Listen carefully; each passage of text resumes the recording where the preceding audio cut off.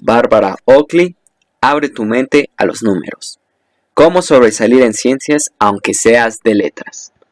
Capítulo 1. Abre la puerta. ¿Qué posibilidades tienes de abrir la nevera y encontrarte a un zombie tejiendo con calcetines? Más o menos las mismas de que una persona emotiva e inclinada a las lenguas, como yo, acabara dando clases de ingeniería. De joven odiaba las matemáticas y las ciencias. En el instituto no se me daba nada bien. De hecho, empecé a estudiar trigonometría desde la base cuando tenía 26 años. De pequeña, incluso la simple idea de leer la esfera de un reloj no me parecía que tuviera mucho sentido. ¿Por qué tiene que ser la aguja pequeña la que marque la hora? ¿No tendría que ser la grande, pues la hora es más importante que el minuto? Eran las 10:10, o la 1:50. Estaba perpetuamente confusa. Con la televisión tenía un problema peor aún. En aquellos días anteriores al mando a distancia, ni siquiera sabía qué botón ponía el televisor en marcha. Solo lo miraba en compañía de mi hermano o hermana. Ellos sí sabían hacerlo, e incluso sintonizar el canal del programa que queríamos ver. ¡Estupendo! La única conclusión que podía sacar, viendo mi ineptitud técnica y mis malas notas de matemáticas y ciencias, era que yo no era muy lista, por lo menos para esas cosas. Entonces, no me daba cuenta, pero mi autorretrato, como persona técnica, científica y matemáticamente incapaz, estaba dando forma a mi vida. En la raíz de todo ello estaba mi problema con las matemáticas. Había llegado a pensar en los números y las ecuaciones como algo parecido a las enfermedades mortales. Debían evitarse a cualquier precio. Entonces, no era consciente de que había trucos mentales sencillos que podían haberme facilitado las matemáticas. Ardides que son muy útiles, no solo para las personas a quienes se les den mal, sino también para quienes ya las dominan. No entendía que mi manera de pensar es típica de las personas que creen que no pueden dedicarse a las ciencias ni a las matemáticas. Ahora me doy cuenta de que el origen de mi problema estaba relacionado con dos maneras muy claramente distintas de ver el mundo. Por aquel entonces solo sabía aprovechar cierto tipo de aprendizaje, y el resultado es que estaba sorda para la música de las matemáticas. Las matemáticas, tal como se enseñan habitualmente en el sistema escolar estadounidense, pueden ser una asignatura de muy señor mío. Ascienden lógica y majestuosamente desde la suma hasta la resta, la multiplicación y la división. Entonces aceleran los cielos de la belleza abstracta, pero entonces también pueden ser una madrastra perversa. Son totalmente despiadadas. Si por algún motivo nos perdemos cualquier eslabón de la cadena de aprendizaje, lo que puede ocurrir fácilmente, todo lo que se necesita es una vida familiar desestructurada, un profesor agotado o una desafortunada enfermedad de larga duración. Incluso 1 o 2 semanas en un periodo decisivo pueden dejarnos fuera de juego. O como en mi caso, simplemente ningún interés o ningún tipo de talento destacable. Cuando cursaba 7º grado, la desgracia azotó a mi familia. Mi padre perdió su trabajo tras una seria lesión en la espalda. Acabamos en un penoso complejo escolar, donde un profesor de matemáticas cascarrabias nos tenía sentados durante calurosas horas haciendo aburridas sumas y multiplicaciones. El hecho de que el señor Cascarrabias se negara a dar cualquier tipo de explicación tampoco ayudaba mucho. Parecía que le gustaba vernos cometer errores. En aquel momento, además de no verle ninguna utilidad a las matemáticas, las detestaba activamente. Y cuando llegaba a las ciencias, bueno, no llegaba. En mi primer experimento de química, el profesor decidió que a mi compañero y a mí nos daría una sustancia diferente que al resto de la clase. Cuando falseamos los datos intentando obtener los mismos resultados que los demás, nos ridiculizó. Cuando mis bien intencionados padres vieron mis malas notas e insistieron en que pidiera ayuda durante las horas de consulta del profesor, tuve la sensación de que no sería lo más acertado. De todos modos, las matemáticas y las ciencias no valían la pena. Los dioses del currículo estaban decididos a hacerme tragar esas asignaturas. Mi manera de ganar era negarme a entender cualquier cosa que me enseñaran y fallar con beligerancia en cada examen. Era imposible contrarrestar mi estrategia. Pero sí tenía otros intereses. Me gustaban la historia, las ciencias sociales, la cultura y especialmente las lenguas. Afortunadamente, esa asignatura mantenían a flote mis notas. Al dejar el instituto me alisté en el ejército, porque iban a pagarme, sí, a pagarme, para aprender otra lengua. Se me dio también el ruso, un idioma que escogí por antojo, que conseguí una beca del programa de formación de oficiales ROTC, Cuerpos de Oficiales de Reserva en Formación.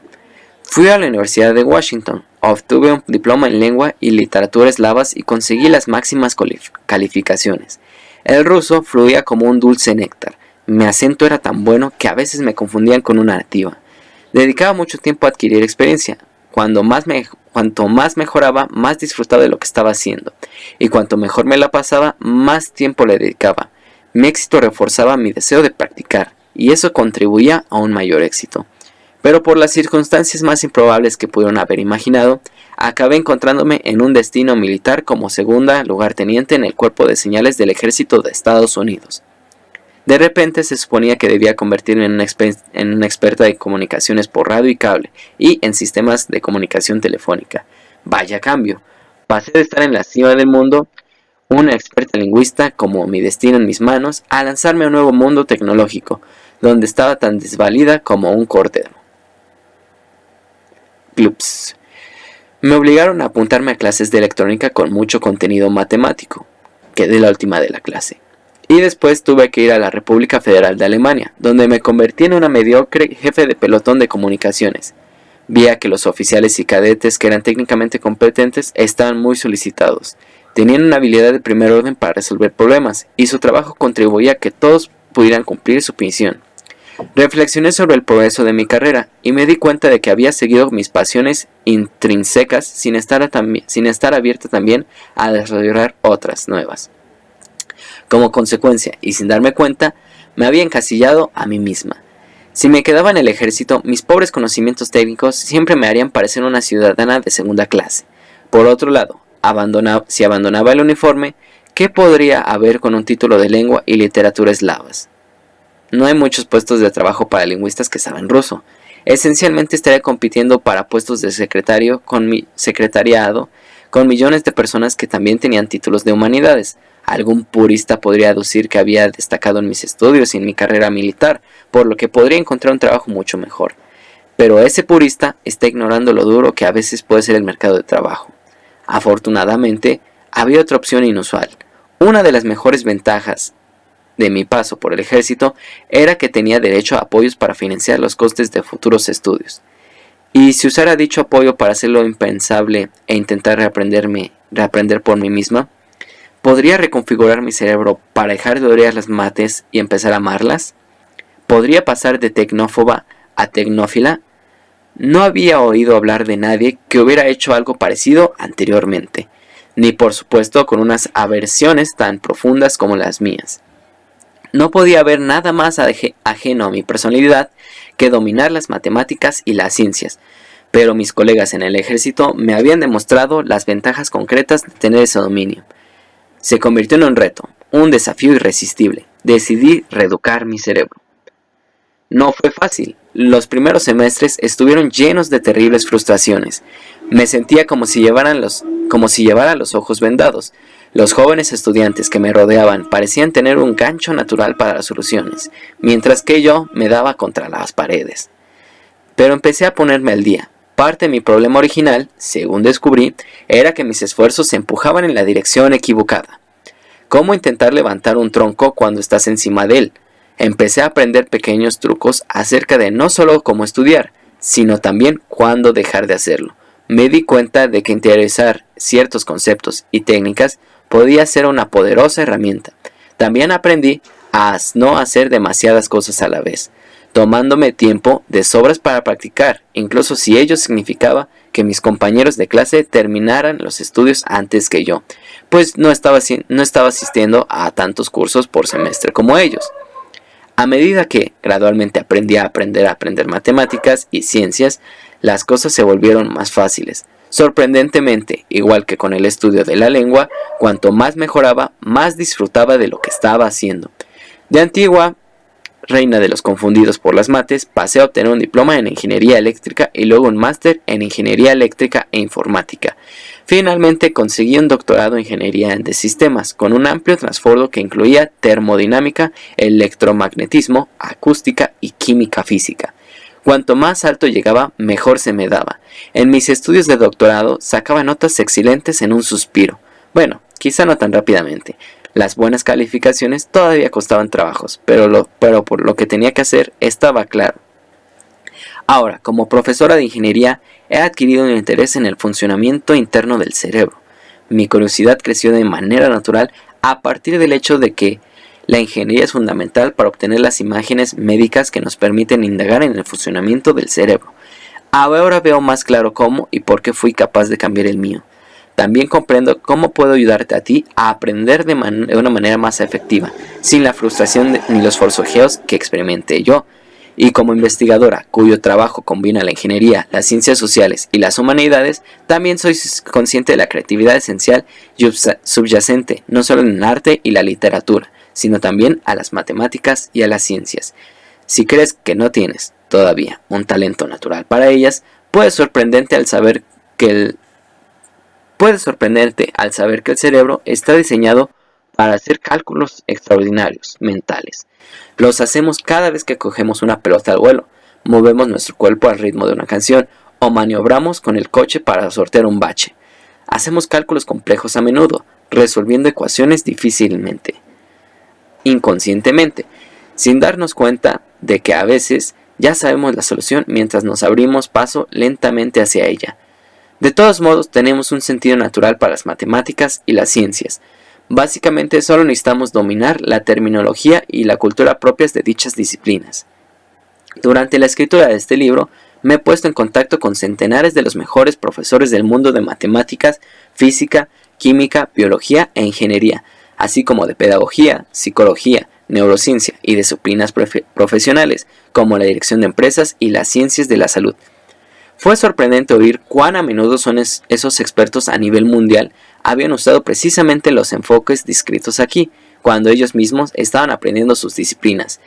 Dichas técnicas también eran las que recomendaban a sus alumnos, pero como esos métodos a veces parecen contrarios a la intuición e incluso irracionales, a menudo los enseñantes han tenido dificultades para transmitir lo simples que son en realidad.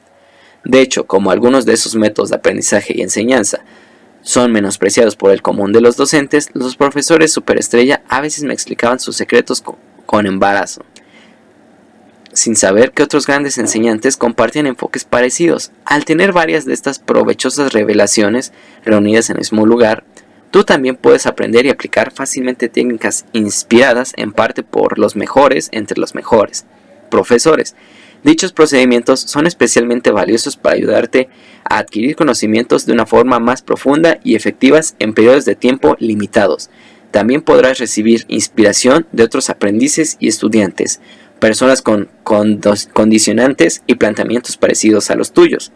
Recuerda, este libro es tanto para los expertos en matemáticas como para quienes las detestan.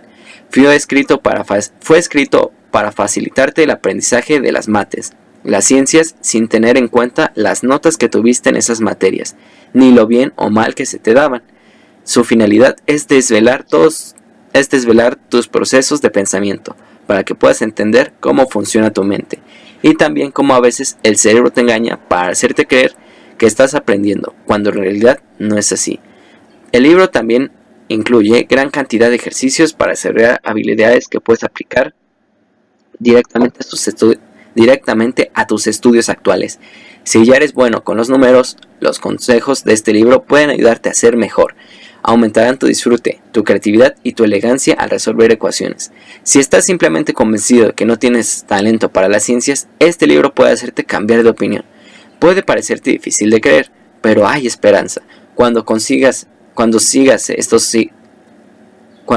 consejos concretos basados en cómo aprendemos, realmente quedarás sorprendido al ver los cambios en tu interior, cambios que pueden despertar nuevas pasiones.